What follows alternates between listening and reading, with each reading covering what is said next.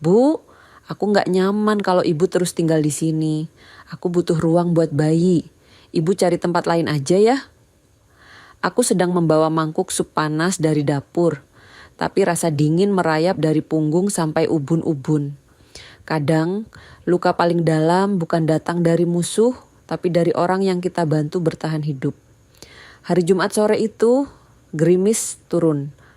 Suara azan dari musala kecil di ujung perumahan Gria Seruni mengalun pelan.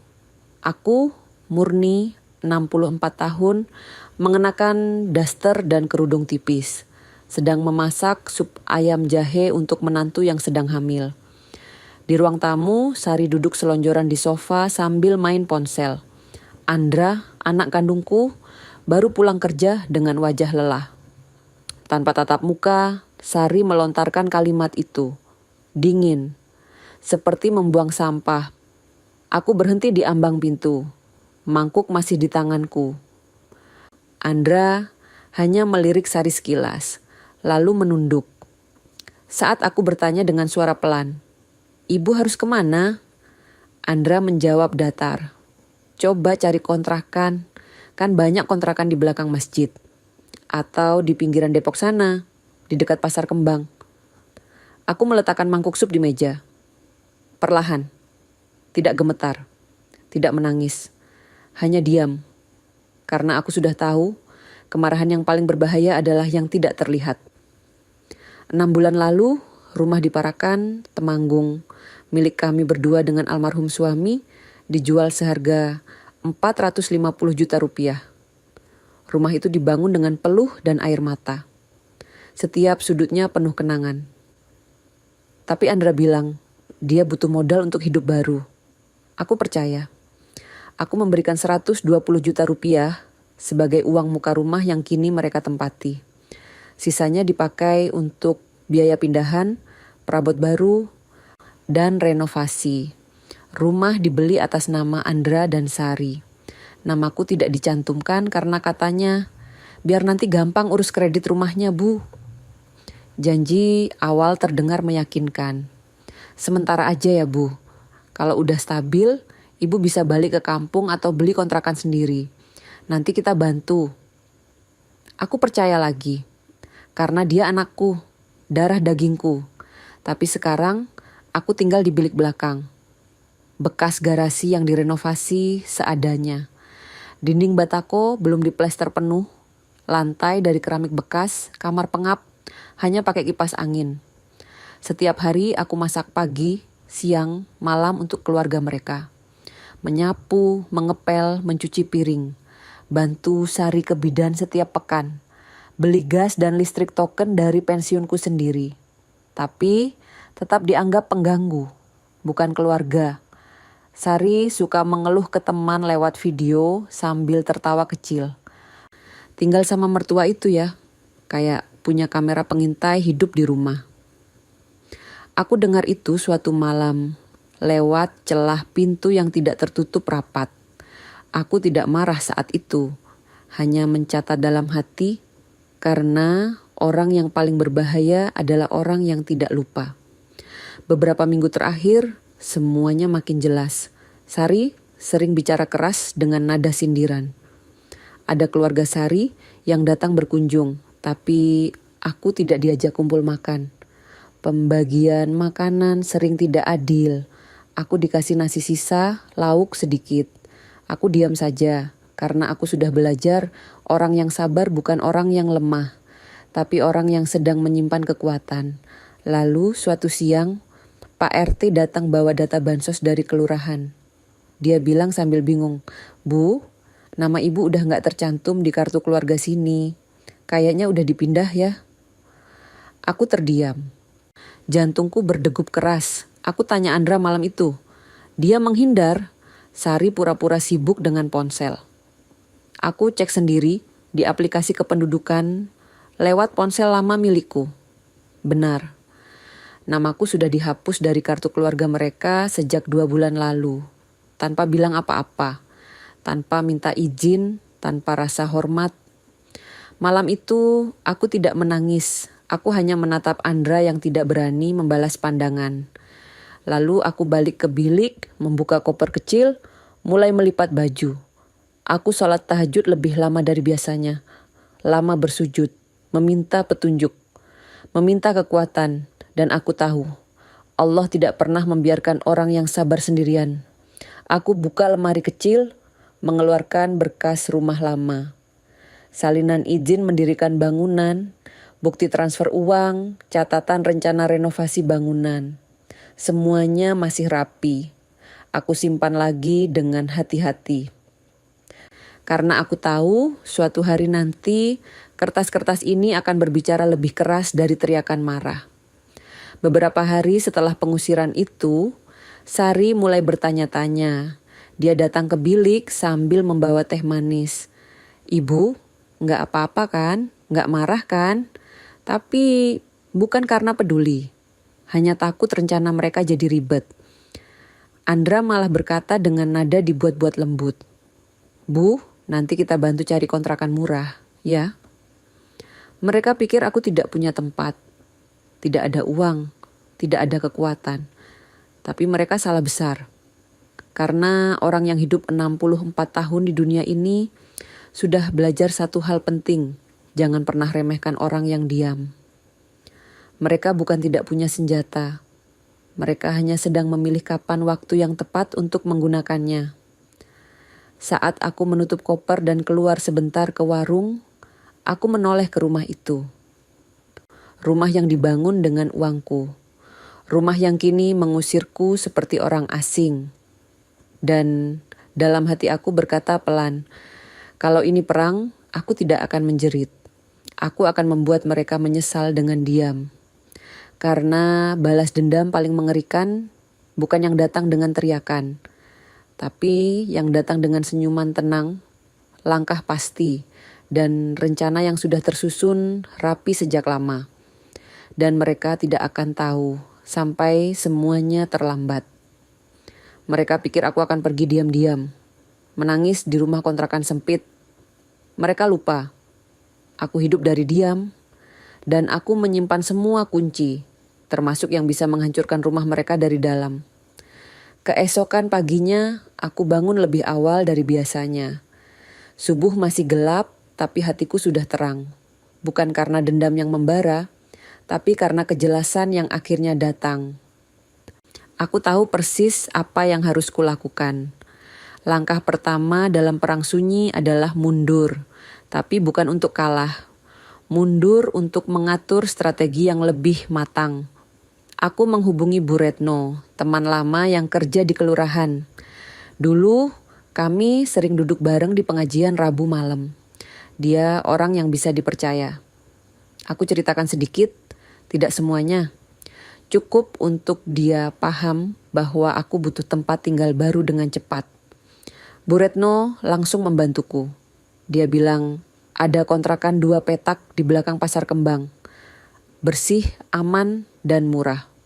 Harga sewa Rp300.000 per bulan. Aku booking langsung untuk 3 bulan. Lewat tabungan pensiun yang selama ini kusimpan rapi. Hari ketiga setelah pengusiran itu, angkot langganan yang dikendarai Pak Mardi datang di depan rumah. Pak Mardi sopir baik hati yang sering kupakai untuk belanja bulanan. Dia bantu angkut barangku, tidak banyak, hanya koper, kasur lipat, beberapa kardus berisi pakaian, dan peralatan dapur sederhana. Tapi cukup untuk memulai hidup baru. Andra dan Sari terkejut melihatku pindah secepat itu. Mereka berdiri di teras, menatapku dengan tatapan bingung campur khawatir. Sari bertanya dengan nada yang dibuat-buat peduli. "Cepat banget Bu, udah nemu tempat?" Aku tersenyum tipis. Kalau didorong keluar, orang tua pun bisa belajar lari. Andra membuka mulut seperti mau bicara, tapi tidak ada suara keluar. Aku tidak menunggunya berbicara. Aku naik angkot dan Pak Mardi membawa barangku pergi dari rumah yang seharusnya jadi milikku juga. Di kontrakan baruku, aku mulai menata hidup dengan pelan tapi pasti. Kamar kecil itu sederhana. Lantai keramik putih sudah kusam, dinding cat hijau muda sudah mengelupas di beberapa bagian, tapi bersih.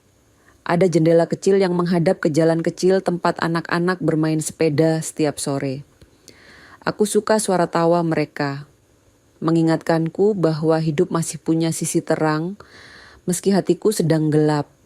Tapi aku tidak datang ke sini hanya untuk menangis dan menyesal. Aku datang untuk memulai sesuatu yang lebih besar. Aku ingat nama lama yang pernah membantuku dulu. Pak Wahyu, Direktur PT Harapan Raya Properti. Kami kenal sejak 15 tahun lalu saat ayahnya, almarhum Pak Harto, mengurus tanah wakaf di kampung. Waktu itu aku masih aktif di kelurahan, membantu proses administrasi tanah. Pak Wahyu muda masih kuliah, tapi dia sering ikut ayahnya. Dia orang yang cerdas, sopan, dan punya visi jelas. Aku menghubungi nomor lamanya lewat ponsel. Ternyata masih aktif. Suaranya ramah. Bu Murni, lama sekali tidak dengar kabar. Apa kabar, Bu? Aku ceritakan sedikit tentang kondisiku. Tidak semua detailnya. Hanya cukup untuk dia tahu bahwa aku butuh pekerjaan sambilan. Pak Wahyu bilang dia sedang mencari konsultan lokal untuk proyek permajaan blok perumahan tua di area Depok dan sekitarnya. Dia butuh orang yang paham kondisi tanah, pemilik rumah, dan status legalitas bangunan. Kami janjian bertemu di warung kopi dekat stasiun Depok Lama. Hari Selasa pagi jam 9. Aku datang tepat waktu, mengenakan kemeja putih lengan panjang, jilbab coklat tua, dan celana panjang hitam. Penampilan sederhana tapi rapi. Pak Wahyu sudah duduk di meja sudut, menyambutku dengan senyum hangat. Kami bicara panjang. Aku jelaskan pengalamanku di kelurahan, pemahamanku soal administrasi properti, dan koneksiku dengan banyak warga setempat. Pak Wahyu terlihat kagum. Lalu dengan tenang aku sodorkan informasi. Rumah blok C 4 nomor 17. Rumah anakku, aku jelaskan bahwa rumah itu tidak punya izin mendirikan bangunan untuk bilik belakang. Konversi bangunan dilakukan tanpa izin resmi. Kemungkinan besar akan bermasalah jika proyek pembangunan dimulai di area itu. Pak Wahyu mendengar dengan serius. Dia mencatat beberapa hal di tablet miliknya. Lalu dia bilang, kalau begitu ini bisa masuk prioritas aku ICC. Saya mau mulai dari properti yang paling rawan masalah hukum. Prosesnya lebih cepat, lebih murah. Aku menandatangani kontrak sebagai konsultan penilai aset lokal. Honor bulanan Rp2.500.000 plus bonus per akuisisi yang berhasil. Aku tidak merasa bersalah. Ini bukan pengkhianatan. Ini keadilan yang tertunda. Yang Andra dan Sari tidak tahu, 2 bulan lalu aku sudah memasang kamera mini di sudut bilik tempatku tinggal. Kamera kecil seukuran koin diletakkan di rak buku tua yang mereka tidak pernah perhatikan. Semua rekaman suara Sari memaki, bicara kasar, dan Andra yang hanya diam saja sudah kusalin ke dalam flash disk. Data ini kusimpan rapi di dalam amplop coklat tertutup rapat. Disegel dengan lakban. Jika mereka mencoba menggugat balik atau membuat masalah hukum, aku punya bukti kuat bahwa mereka memperlakukanku dengan tidak layak. Ini bukan rencana jahat. Ini persiapan orang yang sudah lelah diserang tanpa bisa membela diri. Beberapa hari setelah aku pindah, aku menerima pesan dari Bu Ningsih, tetangga lama di perumahan Gria Seruni. Dia kirim pesan singkat lewat aplikasi perpesanan. Bu, rumahnya mau dijual ya? Ada orang datang ukur-ukur tanah kemarin sore. Bawa alat survei segala. Andra sama Sari kelihatan bingung. Aku baca pesan itu sambil menyeruput teh hangat di teras kontrakan. Aku tersenyum kecil. Rencana mulai berjalan. Tidak lama kemudian, Sari mengirim pesan kepadaku. Pesannya panjang, penuh dengan emotikon sedih dan kata-kata manis yang dibuat-buat. Bu, ibu baik-baik aja kan? Kami sebenarnya sayang ibu. Kami cuma lagi stres karena persiapan kelahiran bayi. Maafin kami ya bu. Aku baca pesannya pelan-pelan. Lalu aku tidak membalas, karena orang yang paling berbahaya adalah orang yang tidak lagi peduli dengan permintaan maaf yang terlambat. Malam itu, aku duduk di kursi rotan tua di teras kontrakanku. Angin malam sejuk, langit penuh bintang. Aku menyalakan televisi kecil yang kubeli dari toko barang bekas. Di layar, iklan properti dari PT Harapan Raya muncul. Musik latar yang ceria, gambar rumah-rumah modern yang indah, dan narasi yang meyakinkan. Gria baru, hidup baru, tanpa masalah legalitas. Aku tersenyum lebar kali ini. Bukan senyum bahagia, tapi senyum orang yang tahu bahwa rencana panjangnya mulai menuai hasil. Aku berbisik pelan pada diriku sendiri. Betul, tanpa masalah, karena masalah sudah aku lepaskan ke tempat asalnya. Mereka pikir mengusirku adalah akhir dari cerita. Tapi sebenarnya itu baru awal dari pelajaran paling keras yang akan mereka terima dalam hidup. Dan aku, orang tua yang mereka anggap lemah dan tidak berguna, akan menjadi guru yang paling sabar sekaligus paling kejam. Karena aku tidak akan berteriak. Aku tidak akan marah-marah. Aku hanya akan membiarkan kenyataan mengajar mereka dengan cara paling menyakitkan. Kehilangan apa yang mereka anggap sudah aman di tangan mereka. Aku menutup mata sebentar, menarik napas panjang. Dulu aku selalu percaya bahwa keluarga adalah segalanya. Bahwa darah lebih kental dari air. Tapi sekarang aku tahu. Darah yang kental pun bisa membeku menjadi es yang tajam, yang bisa melukai lebih dalam dari pisau manapun. Dan es itu sekarang sudah mulai mencair. Perlahan, di rumah yang mereka pikir sudah jadi milik mereka sepenuhnya. Kami tertarik membeli rumah ini. Harga tunai 750 juta rupiah.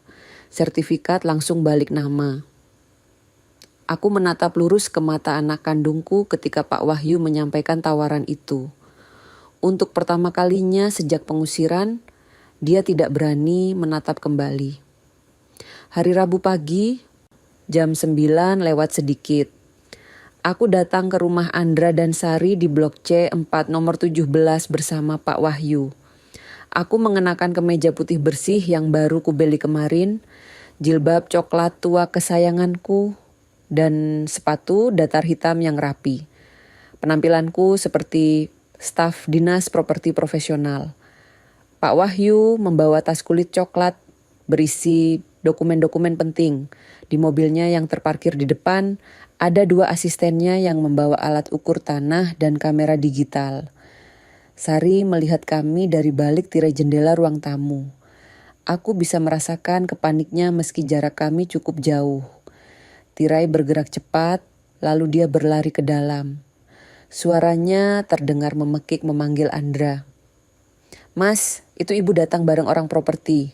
Mau ngapain dia?" Nada suaranya penuh kecurigaan dan ketakutan. "Bagus, itulah yang kuinginkan." Andra keluar dengan tergesa-gesa.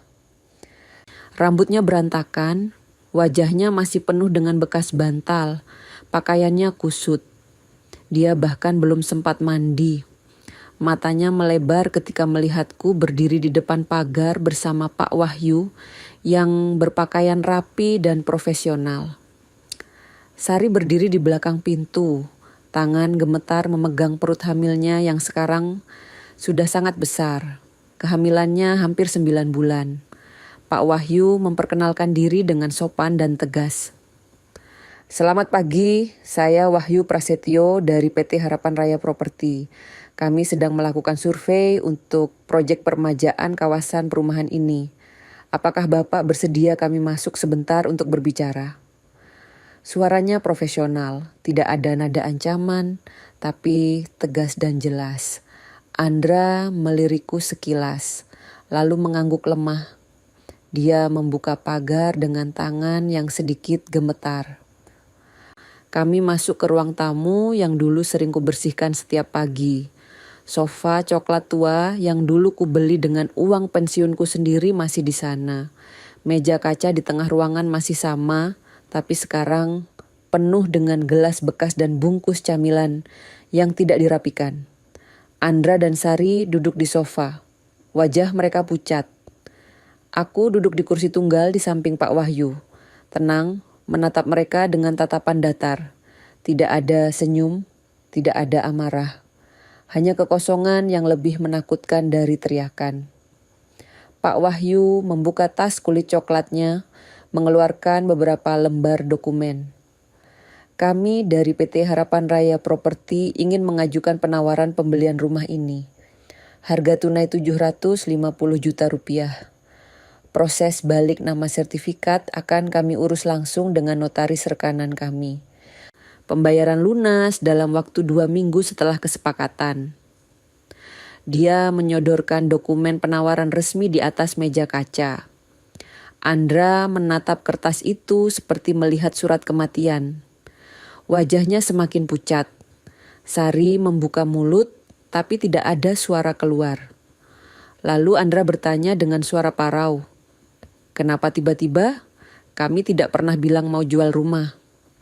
Pak Wahyu menjawab dengan tenang, "Kami melakukan akuisisi rumah-rumah yang memiliki potensi masalah legalitas. Informasi kami, rumah ini memiliki bangunan tambahan tanpa izin mendirikan bangunan. Bilik belakang yang Bapak gunakan sebagai kamar tambahan tidak memiliki izin resmi. Ini bisa menjadi masalah di kemudian hari. Kami menawarkan solusi terbaik untuk Bapak sebelum masalah menjadi lebih besar." Keheningan memenuhi ruangan. Andra melirikku dengan tatapan yang sulit diartikan. Ada kemarahan, ada rasa tidak percaya, ada juga ketakutan. Tapi aku hanya menatap lurus ke depan, wajahku datar seperti permukaan danau yang tenang. Sari akhirnya bersuara, suaranya serak. "Ini karena ibu ya? Ibu yang ngasih tahu mereka?" Aku tidak menjawab. Aku hanya tersenyum tipis, senyum yang bahkan tidak sampai ke mata. Pak Wahyu menjawab untukku. Ibu Murni adalah konsultan penilai aset lokal kami. Beliau memiliki pengetahuan luas tentang kondisi properti di kawasan ini. Ini murni keputusan bisnis perusahaan. Andra mencoba bernegosiasi dengan suara gemetar. "Tapi rumah ini kami beli dengan kredit, Pak. Kami masih punya cicilan.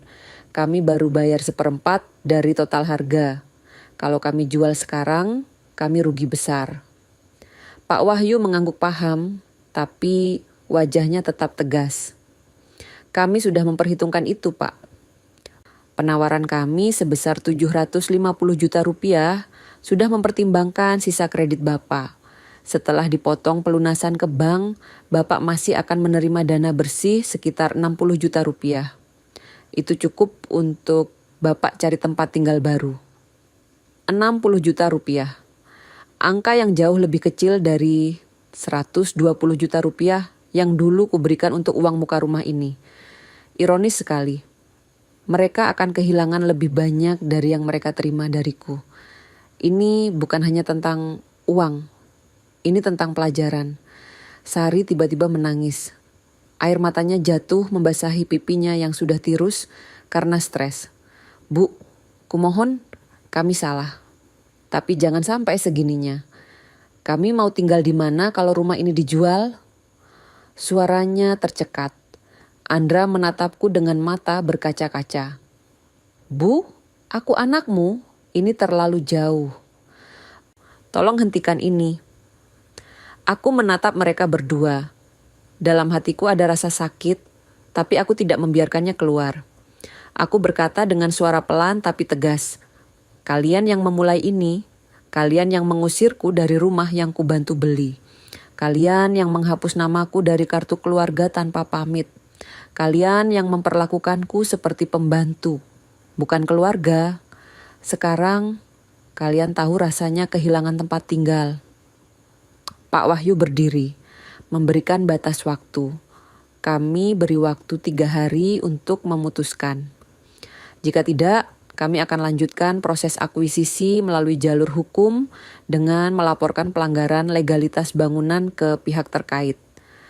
Proses itu akan lebih panjang, lebih rumit, dan bisa jadi lebih merugikan Bapak.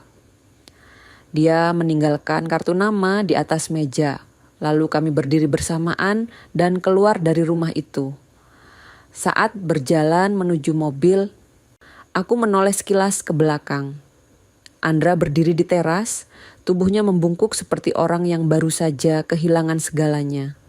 Sari duduk di sofa, menangis terseduh-seduh sambil memeluk perutnya. Untuk sedetik, hatiku sedikit lembut.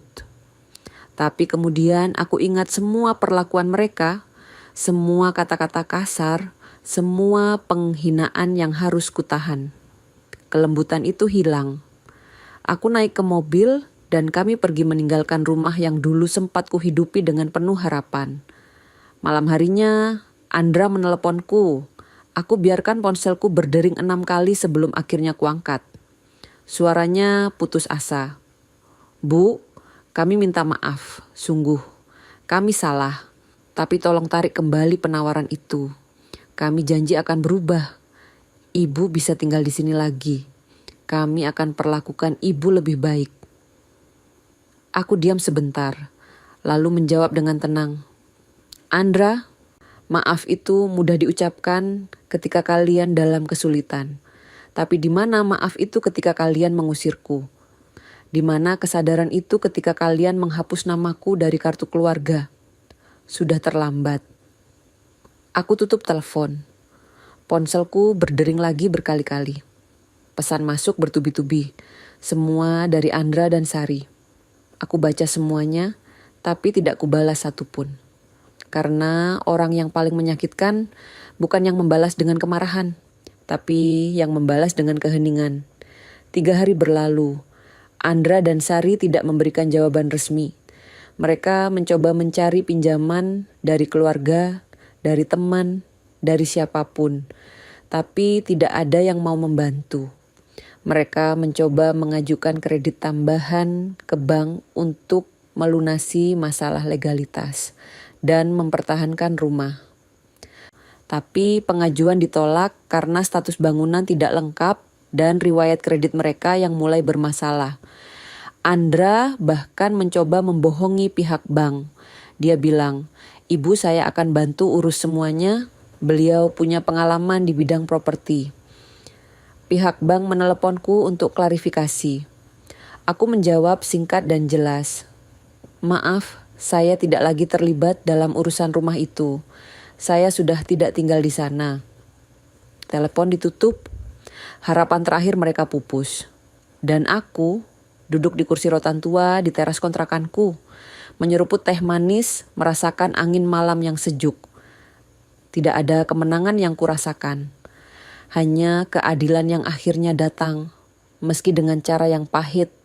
Minggu pertama setelah penawaran Pak Wahyu, rumah itu terasa seperti kuburan.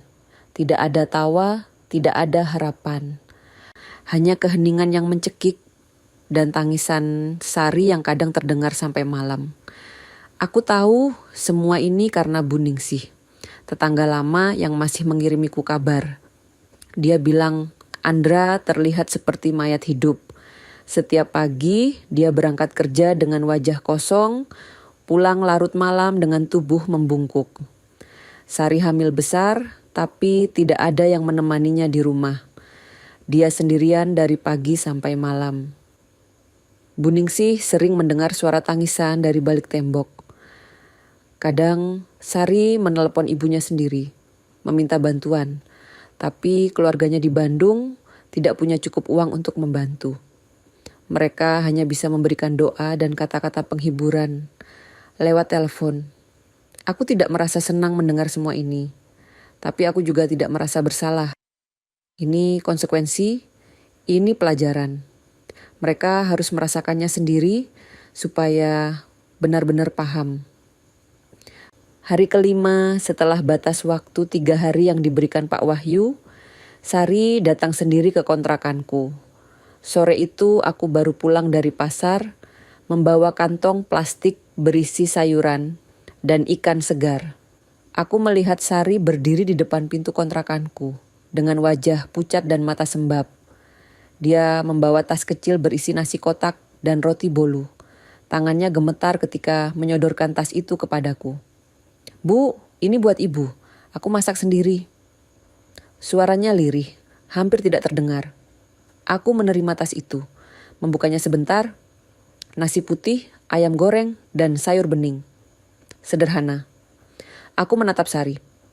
Wajahnya kurus, matanya cekung. Kehamilannya membuatnya tambah lelah. Aku mengundangnya masuk, menyuruhnya duduk di kursi plastik tua di ruang tamu kontrakanku yang sempit. Sari duduk dengan canggung. Tangannya tidak berhenti meremas-remas ujung bajunya. Lalu dia menangis, tangis yang keras, tangis yang penuh penyesalan. "Bu, aku salah. Aku sangat salah. Aku tidak tahu apa yang merasukiku waktu itu. Aku merasa tertekan dengan kehamilan, dengan tanggung jawab, dengan semuanya. Aku salah sasaran. Aku salah memperlakukan ibu.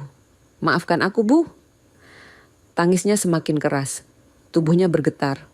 Aku diam, membiarkannya menangis sampai puas. Lalu aku berkata pelan, "Sari, kamu tahu apa yang paling menyakitkan bagiku. Bukan karena kamu mengusirku, tapi karena kamu melakukannya tanpa rasa hormat. Kamu memperlakukanku seperti pembantu yang bisa kamu buang kapan saja. Kamu menghapus namaku dari kartu keluarga tanpa bilang apa-apa. Kamu membuatku merasa seperti orang asing di rumah yang kubantu beli." Sari menggeleng keras. "Aku tahu, Bu, aku bodoh, aku egois, tapi kumohon bantu kami. Kami tidak tahu harus bagaimana lagi. Rumah itu satu-satunya yang kami punya. Kalau rumah itu dijual, kami tidak punya tempat. Bayiku akan lahir sebentar lagi. Aku tidak mau bayiku lahir di rumah kontrakan yang sempit dan tidak layak." Dia menatapku dengan mata penuh harap. Aku menarik napas panjang. "Kamu pikir aku akan tinggal di mana waktu kamu mengusirku? Kamu pikir aku punya rumah mewah cadangan? Aku tinggal di kontrakan ini, Sari. Kontrakan dengan kamar kecil, dinding mengelupas, dan atap yang bocor kalau hujan deras. Tapi aku tidak mengeluh. Aku menerima. Karena aku tahu hidup bukan tentang tempat, tapi tentang bagaimana kita memperlakukan orang lain." Sari menangis semakin keras. Tapi kali ini aku tidak memeluknya. Aku membiarkannya merasakan sendiri rasa sakit yang dulu kurasakan. Setelah beberapa saat, Sari mulai tenang. Dia menyeka air matanya dengan ujung kerudungnya. Lalu dia berkata dengan suara putus asa, "Bu, kami mau bayar hutang ibu. Uang yang ibu kasih dulu untuk uang muka rumah.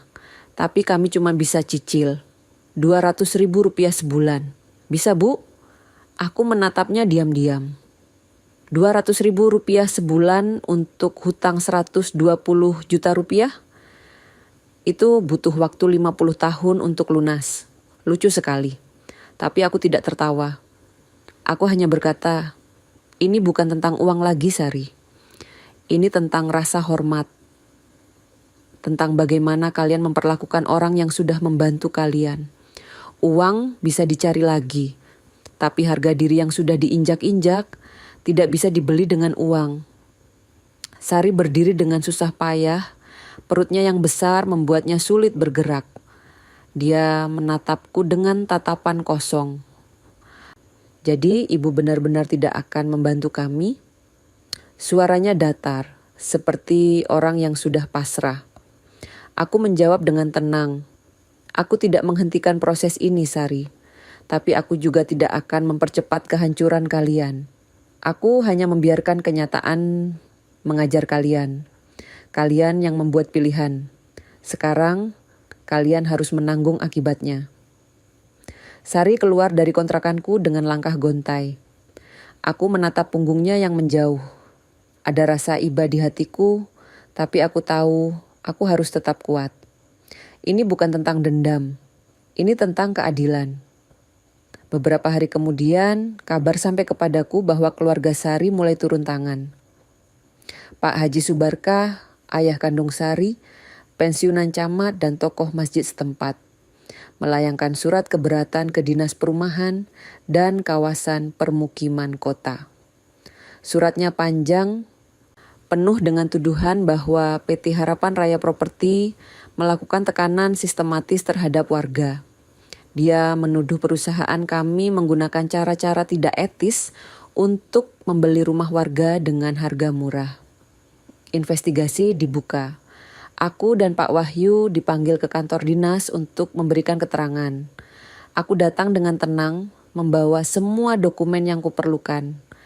Pak Wahyu juga membawa berkas-berkas perusahaan, bukti-bukti legalitas, dan semua proses yang sudah dilakukan sesuai hukum. Di ruang pertemuan yang dingin dengan meja panjang dan kursi-kursi besar, kami duduk berhadapan dengan 3 petugas dinas. Mereka bertanya banyak hal, bagaimana kami mendapatkan informasi tentang rumah-rumah yang bermasalah. Apakah ada tekanan atau ancaman yang kami lakukan kepada warga? Bagaimana proses penawaran pembelian dilakukan? Pak Wahyu menjawab semua pertanyaan dengan profesional dan tenang.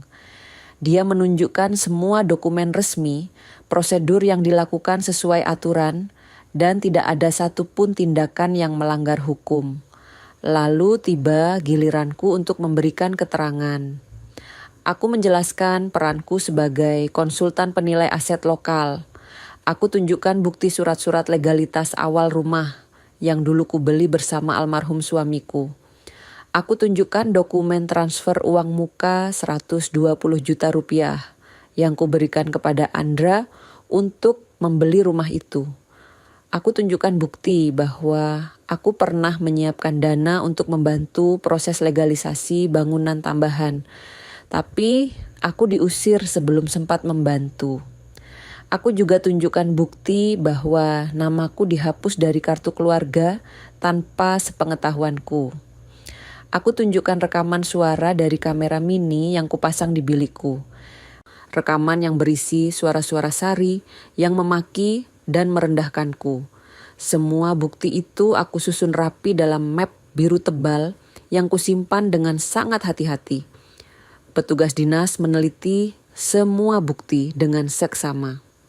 Mereka berbisik satu sama lain, membaca dokumen dengan teliti.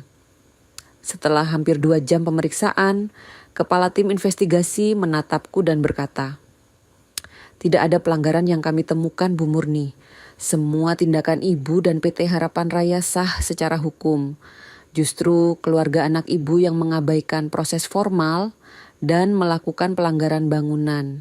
Kami akan memberikan rekomendasi agar mereka segera menyelesaikan masalah legalitas mereka atau menerima penawaran pembelian yang sudah diajukan." Aku mengangguk pelan. Tidak ada senyum kemenangan di wajahku.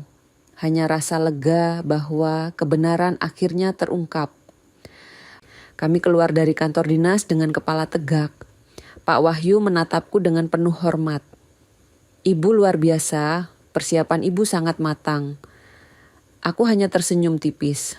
Orang yang hidup 64 tahun di dunia ini belajar satu hal, selalu siapkan bukti sebelum orang lain menyiapkan tuduhan. Malam harinya, Andra mengirim pesan panjang kepadaku. Pesannya penuh dengan penyesalan, permintaan maaf, dan harapan tipis. "Bu, aku tahu kami salah, tapi tolong cucu Ibu akan lahir. Kami tidak tahu harus tinggal di mana. Kami mohon Bu, kami akan ganti semua kesalahan kami. Kami janji." Aku baca pesan itu berkali-kali. Lalu aku simpan dalam folder khusus di ponselku. Folder yang kuberi nama bukti bahwa mereka hanya datang ketika butuh. Aku tidak membalas pesan itu karena kata-kata sudah tidak ada artinya lagi. Hanya tindakan yang berbicara.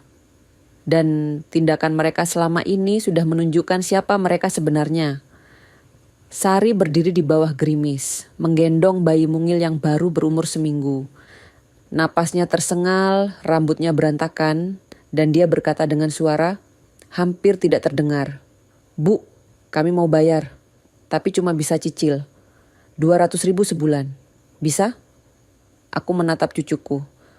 Wajah kecil itu tertidur pulas di pelukan ibunya yang gemetar. Bukan kalian yang sedang diuji, tapi aku.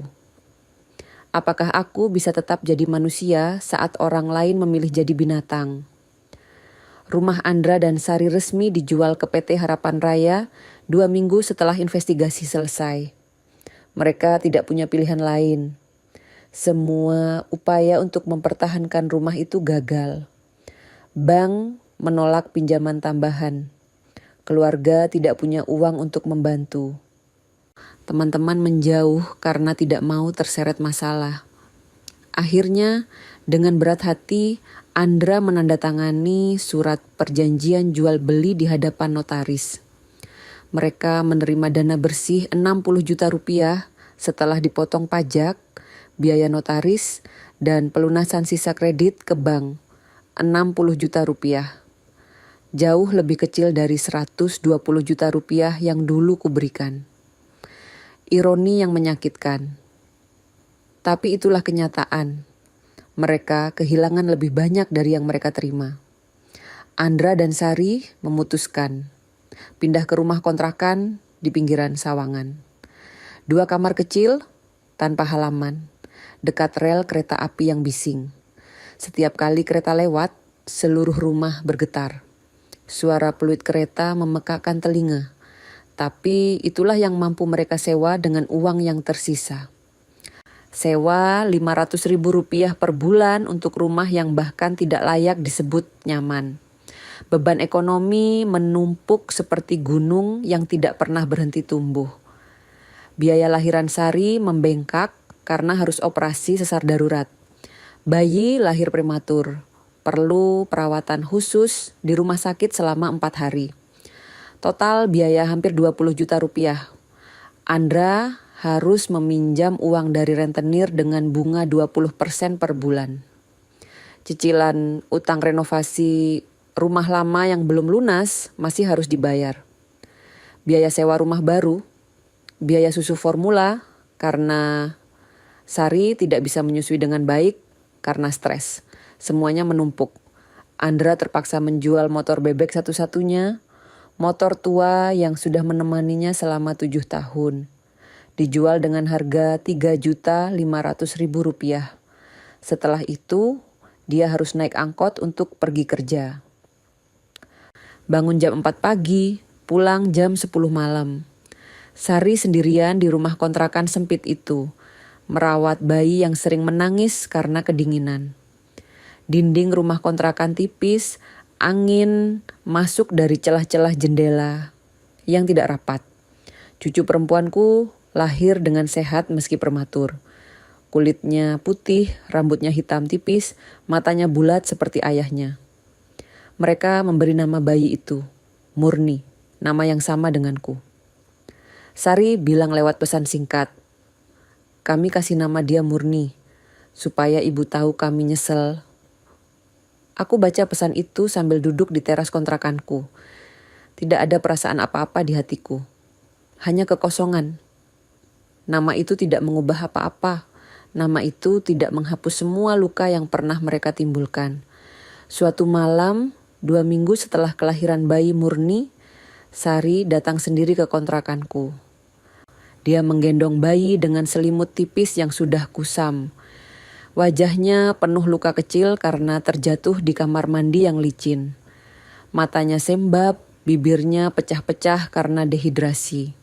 Dia berdiri di depan pintu kontrakanku, seperti pengemis yang tidak punya harapan. "Bu, aku sendirian. Andra kerja dari pagi sampai malam. Kadang dia pulang jam 11 malam. Aku tidak kuat, Bu. Bayiku menangis terus. Aku tidak punya siapa-siapa." Suaranya serak, seperti orang yang sudah lama tidak tidur. Aku biarkan dia masuk, menyuruhnya duduk. Aku buatkan teh manis hangat dan memberikan beberapa potong pisang goreng yang baru ku goreng sore tadi. Sari minum teh itu dengan tangan gemetar. Lalu dia menatapku dengan mata yang penuh kelelahan. Tiba-tiba dia bicara keras, nada suaranya berubah menjadi marah. "Saya salah, tapi ibu juga keterlaluan. Cuma karena satu kalimat, Ibu hancurkan semuanya. Kami kehilangan rumah, kehilangan motor, kehilangan segalanya. Ibu puas sekarang? Aku menatapnya diam-diam. Lalu aku berkata dengan suara pelan tapi tegas. Kamu salah, Sari. Bukan satu kalimat. Tapi satu sikap yang kamu bangun selama berbulan-bulan. Kamu memperlakukanku seperti pembantu. Kamu mengusirku tanpa rasa hormat. Kamu menghapus namaku dari kartu keluarga tanpa bilang. Kamu bilang ke teman-temanmu bahwa aku seperti kamera pengintai di rumah. Semua itu bukan satu kalimat, Sari. Itu pilihan yang kamu buat setiap hari. Sari menangis lagi. Tangisannya kali ini lebih lirih, lebih lelah. Bayi murni terbangun dan ikut menangis. Sari menggendongnya dengan susah payah. Mencoba menenangkan, tapi bayinya terus menangis. Aku berdiri mengambil bayi itu dari gendongan Sari. Aku gendong cucu kecilku dengan lembut, mengayunkannya pelan. Bayi itu perlahan diam, matanya menatapku dengan tatapan polos yang tidak tahu apa-apa tentang dunia yang kejam ini. Aku merasakan hati yang lembut sebentar. Ini cucuku, darah dagingku, tapi kemudian aku ingat, bayi ini tidak bersalah. Yang bersalah adalah orang tuanya. Aku kembalikan bayi itu ke pelukan Sari. Pergilah, jaga anakmu dengan baik. Jangan sampai dia besar dengan sikap seperti ibunya. Sari berdiri dengan susah payah, menggendong bayinya, lalu keluar dari kontrakanku tanpa berkata apa-apa lagi. Aku menatap punggungnya yang menjauh dalam gerimis malam. Ada rasa iba, tapi aku tahu aku tidak boleh lemah sekarang. Beberapa hari kemudian, lewat pembicaraan dengan Bu Retno yang masih rajin mengunjungiku, aku mengetahui hal-hal yang tidak kusangka. Bu Retno bilang, Sari pernah memalsukan tanda tangan untuk pengajuan bantuan sosial saat masih tinggal bersamaku. Dia mengajukan bantuan atas namanya sendiri dan atas namaku, tapi uangnya dia ambil semua. Bantuan itu seharusnya untuk orang tua yang tidak mampu, tapi Sari memanfaatkannya untuk keperluan pribadi. Bu Retno juga menunjukkan video lama dari grup WhatsApp RT yang pernah viral beberapa bulan lalu. Video itu menunjukkan Sari membentak dan memaki aku saat acara arisan ibu-ibu RW. Waktu itu aku sedang membantu mengupas bawang di dapur. Sari datang dengan marah karena aku lupa membeli sambal kesukaannya. Dia memaki di depan ibu-ibu lain, berkata dengan suara keras, "Ibu ini pelupa banget sih, susah disuruh, bikin malu aja." Semua ibu-ibu di sana diam, tidak ada yang membela. Aku juga diam, menelan malu sendirian. Semua itu makin membuka siapa Sari sebenarnya. Dia bukan hanya tidak menghormati mertuanya, dia juga manipulatif, egois, dan tidak punya empati. Dan Andra, dia tahu semua itu, tapi dia tetap diam demi menjaga rumah tangganya tetap harmonis. Dia memilih istrinya daripada ibunya. Itu pilihannya. Dan sekarang dia merasakan akibatnya. Sebulan setelah kepindahan mereka, Andra dan Sari mengundangku untuk makan malam syukuran kecil di kontrakan baru mereka. Undangan itu datang lewat pesan singkat dari Andra. "Bu, kami mau bikin syukuran kecil-kecilan buat kelahiran Murni. Kami harap ibu bisa datang. Kami ingin memperbaiki hubungan dengan ibu." Aku baca pesan itu berkali-kali. Lalu aku putuskan untuk datang. Bukan karena aku sudah memaafkan, tapi karena aku ingin melihat sendiri bagaimana kehidupan mereka sekarang. Aku datang pada hari Sabtu sore, membawa kue dan buah-buahan sebagai bingkisan. Rumah kontrakan mereka kecil, sempit, dan gelap. Dinding cat biru sudah mengelupas. Lantai keramik retak di beberapa bagian. Tidak ada ruang tamu yang layak, hanya satu ruangan kecil yang digunakan untuk segala aktivitas. Makan, tidur, berkumpul, semuanya di ruangan yang sama. Andra menyambutku dengan senyum lelah. Wajahnya kurus, matanya cekung, rambutnya berantakan. Sari duduk di tikar dengan bayi Murni di pangkuannya. Menu makan malam mereka sederhana. Nasi uduk yang dibeli dari warung, ayam goreng 3 potong, sambal terasi, dan kerupuk udang. Tidak ada lauk lain, tidak ada sayur. Hanya itu. Kami makan dalam keheningan yang canggung. Tidak ada obrolan ringan seperti dulu. Tidak ada tawa, hanya suara sendok dan piring yang beradu. Setelah makan, Andra menangis. Dia memelukku dengan erat, seperti anak kecil yang kehilangan ibunya. Bu, maafkan kami bodoh, kami tidak tahu apa yang kami lakukan. Tolong maafkan kami, Bu. Aku merasakan tubuhnya yang bergetar. Tapi aku tidak membalas pelukannya. Aku hanya menepuk punggungnya pelan. Lalu aku berkata, kalau kalian benar-benar berubah, waktu yang akan membuktikan. Bukan kata-kata manis di malam yang dingin. Aku pulang ke kontrakanku dengan hati yang berat. Tidak ada kepuasan dalam hatiku. Hanya rasa lelah yang dalam. Aku tidak pernah menjelekkan anakku ke siapapun, tapi aku juga tidak lagi membela atau melindungi mereka. Aku membiarkan dunia mengajar mereka dengan cara paling kejam. Kenyataan.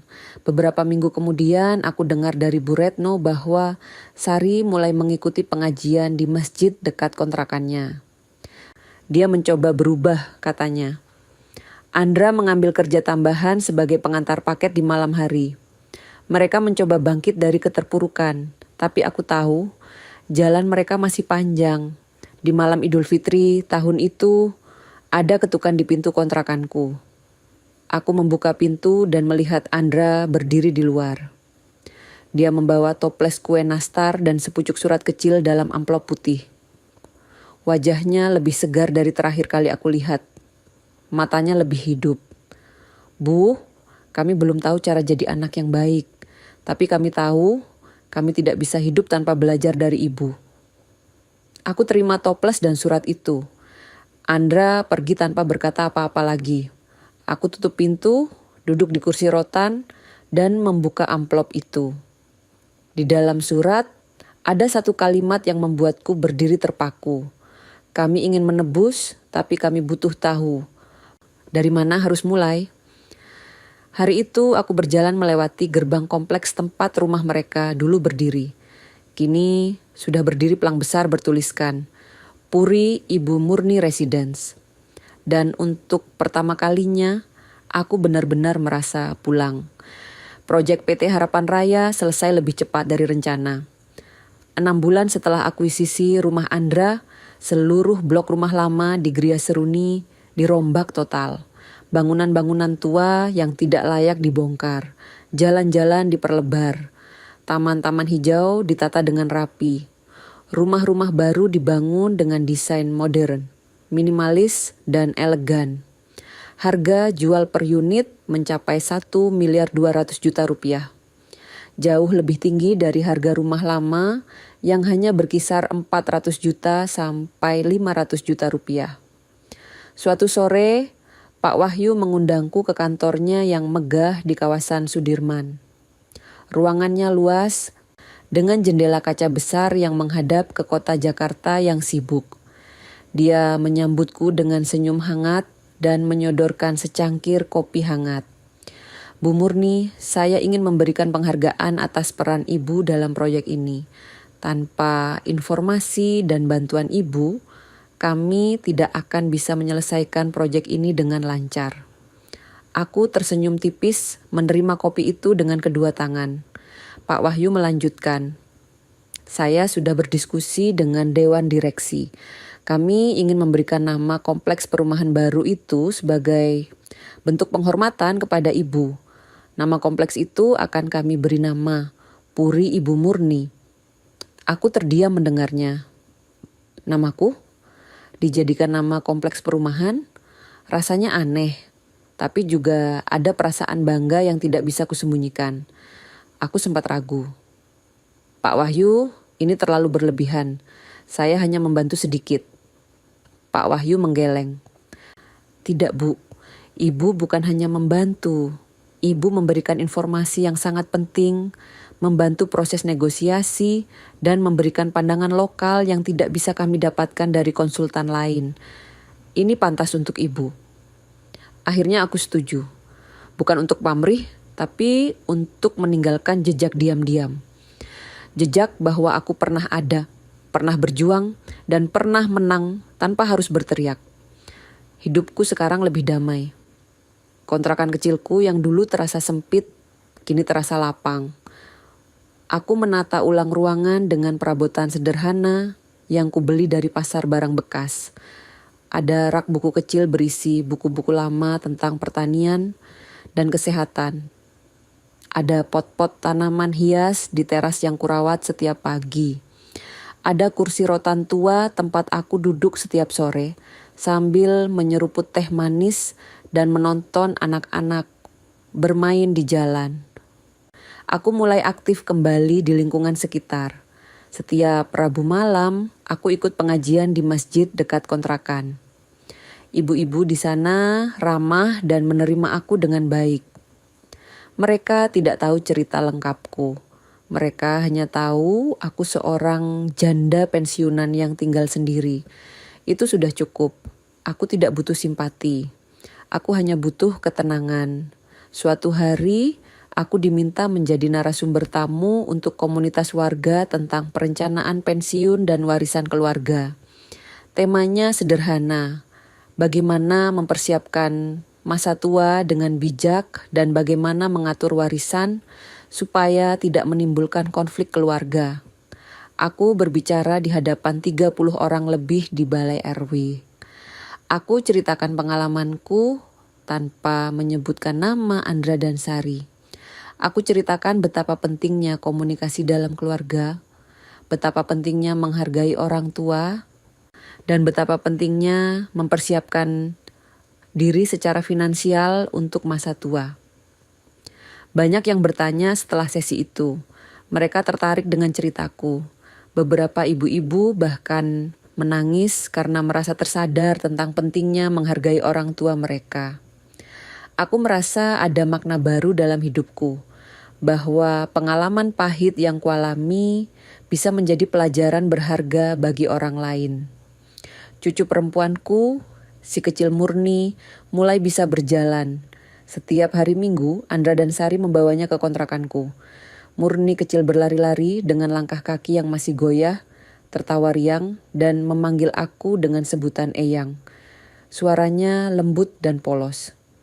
Eyang, Eyang, Murni kangen.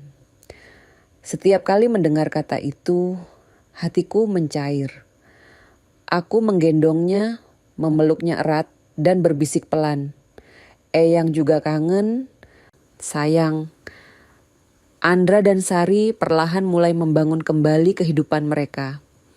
Andra mendapat pekerjaan tetap sebagai supervisor di perusahaan logistik dengan gaji 6 juta rupiah per bulan. Sari membuka usaha kecil-kecilan menjual kue dari rumah.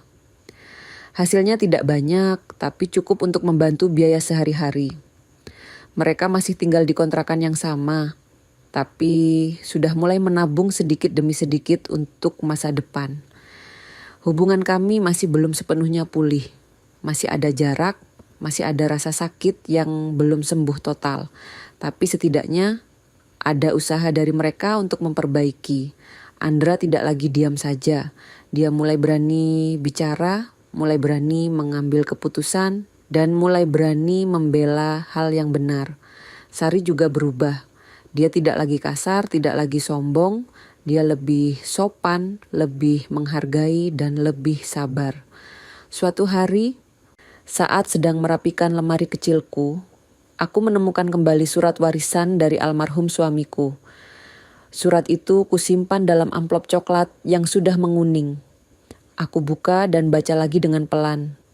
Surat itu menunjukkan bahwa rumah lama di Parakan, Temanggung, yang dulu dijual seharga 450 juta rupiah.